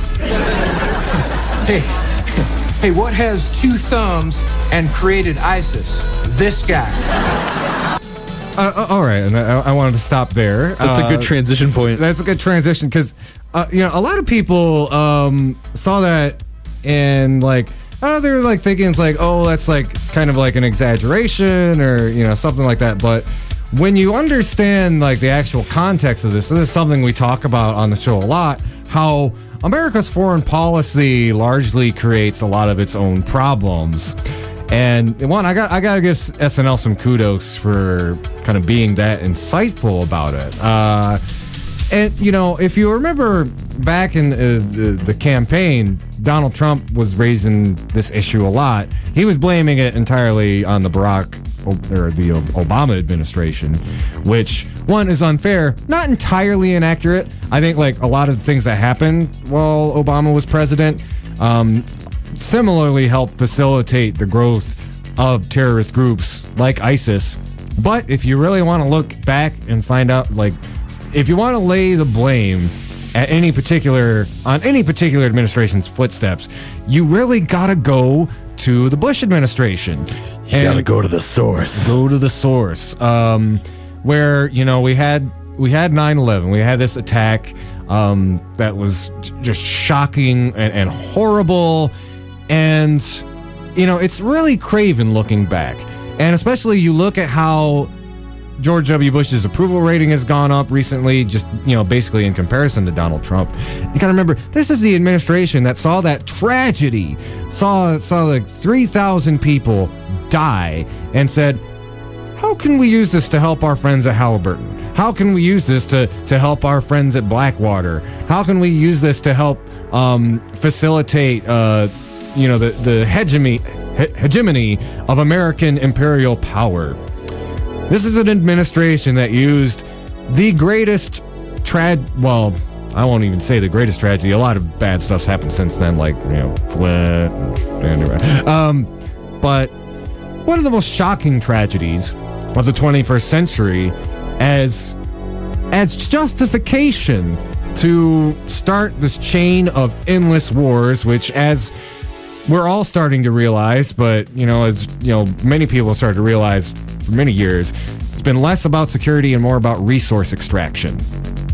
Even Afghanistan, which ostensibly had some justification to it, the Taliban, although, we go back, most of the hijackers came from Saudi Arabia. But even Afghanistan, which some people in left-leaning circles think of as the quote-unquote good war, biggest reason we are still there has to do with all of the rich minerals that are in Afghanistan. Let's keep in mind, Taliban, Al-Qaeda, the Taliban at least, they've attempted to surrender several times over the course of the war in Afghanistan. And the U.S. government, a lot of people don't know this, U.S. military is like, nah, no, more or less. So, I don't know. I'm going to play, there's this really great clip from The Intercept, but I want to know, like, Luke, do you want to, like, interject with anything kind of bouncing off of that? Nope. All right. So, there's this clip from The Intercept from their Blowback series that really dives deep into this idea of how our own foreign policy has facilitated a lot of this terrorism. And it's such a good clip, I wanted to go ahead and just play it in its entirety. If you got a chuckle out of Will Ferrell saying, like, who's got two thumbs and created ISIS, this guy, this journalist is about to take all of us to school and explain just what that means.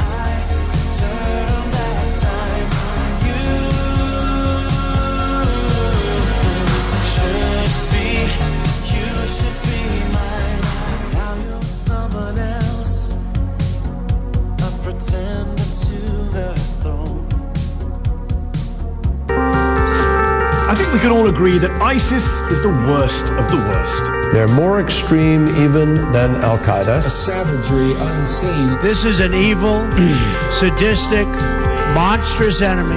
But the truth is that there would be no ISIS had it not been for the American-led invasion of Iraq, because ISIS is blown up.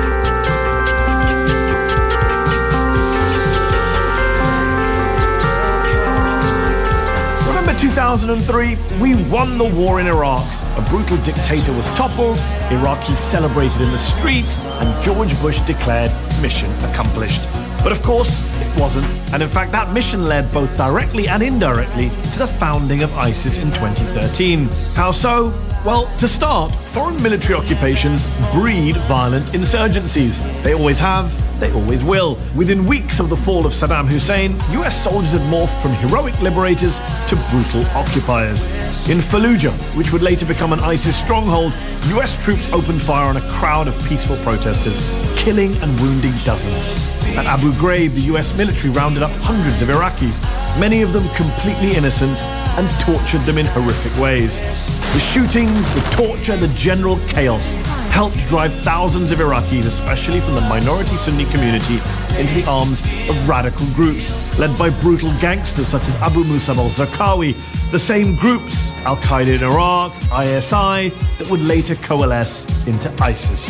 Next, in a criminally stupid and self-defeating move, the US occupying authorities disbanded the Iraqi army overnight, a move that shocked even senior Bush administration officials back in Washington, D.C. This idea to disband the entire army was one that came as quite a surprise to me. We had a lot of out-of-work soldiers. Yep, 500,000 or so Iraqi men, not just unemployed and pissed off at the Americans, but well-trained and heavily armed. Overnight, they became what Colin Powell would later call prime recruits for insurgency, as one ludicrously eloquent and informed college student told President Bush's younger brother Jeb not so long ago. The threat of ISIS was created by the Iraqi coalition authority, which ousted the entire government of Iraq. Your brother created ISIS. Today, it's no coincidence that much of the top leadership of ISIS consists of former top officers in Saddam's army, or former army. Now, I know what you're thinking. How did secular Baathists, Saddam's people, end up fighting alongside Salafi jihadists? Well, the answer again is blowback. The US helped introduce them to one another, which leads me to my last point, Camp Bucca. That's the name of the post-war US detention facility in southern Iraq, in which around 100,000 Iraqi men were held. Again, many of them were completely innocent. It's where jihadists, ex-soldiers, and yes, ordinary Iraqis met, networked, recruited, and radicalized in what a Camp Bucca guard would later call a pressure cooker for extremism. What Camp Bucca and other military facilities ended up being luxury radicalization centers. It then became a management seminar for upper echelons of ISIS. There were large numbers of people who weren't against them in the first place when they went into Bucca, who were very much against them when they were released. Oh dear. One former Bucca detainee was none other than Abu Bakr al-Baghdadi. You might have heard of him. He's the founder of ISIS. Yeah, that guy. According to Iraqi terrorism expert Hisham al-Hashimi, the loathsome Baghdadi got more radicalized while in US detention, where he, quote, absorbed the jihadist ideology and established himself. Thanks, Camp Bucca. To recap, the US built, ran, supervised a recruitment center for the guys who would go on to create ISIS. Madness. Him and others were able to write their contact details on the white elastic of their boxer shorts, the prison-issued boxer shorts, and that was a way that they networked. As one former ISIS commander told The Guardian, if there was no American prison in Iraq, there would be no ISIS now. Bucca was a factory. It made us all. It built our ideology. Now you might say, of course an ISIS commander is going to blame the Americans for everything. Of course he's going to say that. But it isn't just him. Listen to David Kilcullen, former advisor to both General David Petraeus and Condoleezza Rice, and widely considered to be one of the world's leading experts on counterinsurgency. The biggest strategic screw-up since the invasion of Russia by Hitler in 1941 was the decision to invade Iraq in 2003. There undeniably would be no ISIS if we had not invaded Iraq. Ooh. Listen also to the former President of the United States. ISIL is a direct outgrowth of al-Qaeda in Iraq that grew out of our invasion, which is an example of unintended consequences. Unintended consequences, aka blowback. But the current President of the United States has his own theory. He's claimed ISIS is a result of the withdrawal of US forces from Iraq by Obama in 2011. The way he got out of Iraq was the founding of ISIS. I mean, with his bad policies, that's why ISIS came about. That's true. If he would have done things properly, you wouldn't have had That's ISIS. true. Therefore, he was the founder of ISIS. As is so often the case, Trump has it backwards. It wasn't the getting out, it was the going in. At this hour, American and coalition forces are in the early stages of military operations to disarm Iraq, to free its people, and to defend the world from grave danger. There was no ISIS in Iraq before we invaded. We helped put ISIS in Iraq and beyond. Yes, the Iraqi government's corruption and the Syrian government's repression also contributed to the rise of ISIS, as did a vicious Salafi jihadi ideology funded by some in the Gulf. But you can't get away from the original sin of 2003 and the blowback from that invasion. So when it comes to the world's worst terrorist group, remember, we sowed the wind, and now we all reap the whirlwind.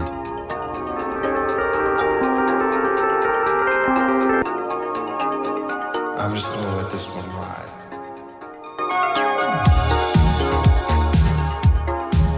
So yeah, like the very concise breakdown of, essentially like the role that we had in facilitating this terrorist blowback that we've really been experiencing the ramifications of ever since. It's really funny because if Donald Trump had run the way he ran as a Democrat, but, with the whole George Bush is the founder of ISIS and the Republicans are the party of George Bush, he might have actually won voters.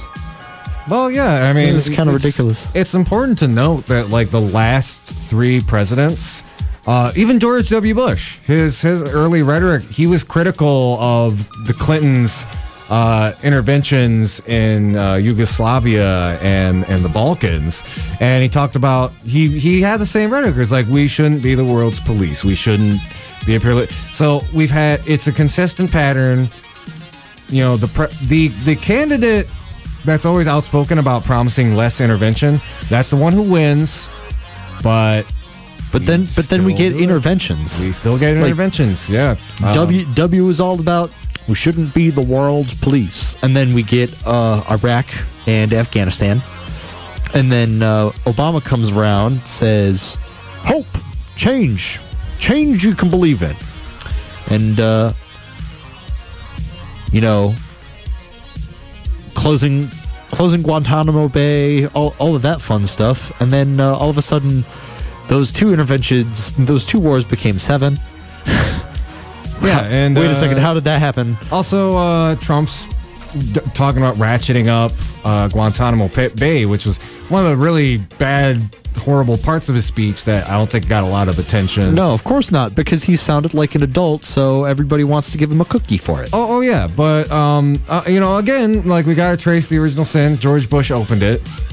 Obama didn't close it down like he said he would. I mean, granted, absolutely not. And now, because of that, it's still there for the Trump administration to basically transform back into the gulag it was during the Bush years. Yeah. Hey, Democrats, you want to know how you win? Talk about seriously ending the wars. Talk about seriously repealing the Patriot Act. Repeal that thing. Just get rid of it. Get rid of the Patriot Act. We don't need it. It's absolute garbage. It's wholly unconstitutional. It violates the Fourth Amendment wholeheartedly, 100%. I don't understand why it still exists. What the heck? What the heck? What the heck? I thought we lived in, a free nation. Oh, you did? Yeah. You're free to die. You're free to... Everything else costs. You're free to make sure you only watch mainstream news, because if you want to look up independent media, we're going to be putting some algorithms in to snipe that. We've only got about 4 minutes, and this is a much deeper topic. We might have to save it for next week. Yeah, let's save it for next week. But it's an opener. Actually, yeah. I would call that one an opener. And this is something that really you can't talk too much about. But if you're interested, there's this really great Truth Dig article from Chris Hedges. It's Thought Police for the 21st Century, and I guess you could look that up at DuckDuckGo, because if you Google it, you might not be able to find it. I know I shared it on Facebook, but it might get zucked.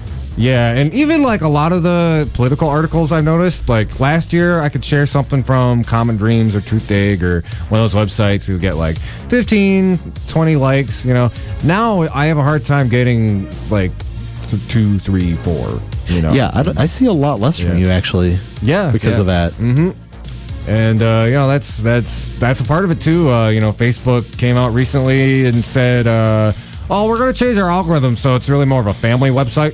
Just see like family pictures and less politics, because you don't need to be learning about no politics from people who aren't big business interests. Less politics, because politics just stresses you out. It doesn't really affect your life, really. It shouldn't affect your life. Politics shouldn't affect your life. That's a privileged position. Politics is life. Politics is life, unfortunately. It's that's another really good quote that you see spiral around the internet. It's like, saying I don't care about politics is it is like the perfect example of privilege, because we talk about stuff on the show. I mean, when we're talking about like immigration, we're talking about people getting kidnapped by authoritarian ICE officers and being sent halfway a world away, their families being abandoned. I'm sorry, that kind of spirals off again on another topic, but it's important to talk about this stuff. And I saw really intelligent friends of mine who were praising that, because like, oh well, that's good, we don't want like a bunch of news when we go on to the Facebook, or we want to make sure that they're vetting sources. And I'm looking at it, I'm like, you have no idea how bad this is. Yeah, there's a reason there's a reason I cry out against the corporate media, and it's because they're going to give you the truth through a lens. And it's 100% actually. And while we're talking about, it's like, well, people should source their media and blah blah blah. Like, that's sourcing and vetting the media. That's your job, honestly, as a citizen. Like, yes, it is better to have more reputable sources, and the thing about reputable sources is they grow by word of mouth by those who know them as reputable, but sources don't get a chance to grow if they never get a chance to spread. Social media spreads those sources. It works in opposite ways. Like, it works both ways. It is both good and detrimental. But I mean, the Washington Post began as a rag. Like, the New York Times began as a rag. Mm-hmm. People chose the papers that they did based on the stories they offered. Yeah, and it's the same. It's the same here, but now you have other corporate entities intervening in saying, "Oh, hey, no, this story's not important. This story's not important. This story is fake." Or, even like we talk about corporate control, like, Washington Post dropped one of the most important leaks of the 20th century, the Pentagon Papers. But now, as of now, they are currently owned by the world's richest man who owns the biggest monopoly in America. Talk about Jeff Bezos, who's also got a multi-million-dollar contract with the CIA. So, yeah, that's why we question establishment news sources, because a lot of them, have been very much infiltrated, and while most of them don't alt-right lie, most of the time, unless like CNN wants to tell you that it's illegal to read WikiLeaks. Oh man, yeah, it is illegal to read the WikiLeaks. We are the only source who can tell us. You're the only source that we can get this breakdown from, which means you have an agenda you want to push. Yeah. Oh, you mean I can't read this information for myself? What are your sources? So, yeah, that's why we talk about it, and it's about 7:01, so we should probably wrap up, but... Yeah, let's do it. Yep. I want to thank y'all for listening. This has been the Hoodrat Strategist radio program, only on 89.1 WIDR Kalamazoo. The preceding thoughts, views, and opinions were not necessarily those of 89.1 FM, WIDR Kalamazoo, or Western Michigan University. Thank y'all. Keep listening. We'll be back next week. Keep fighting for that revolution solution.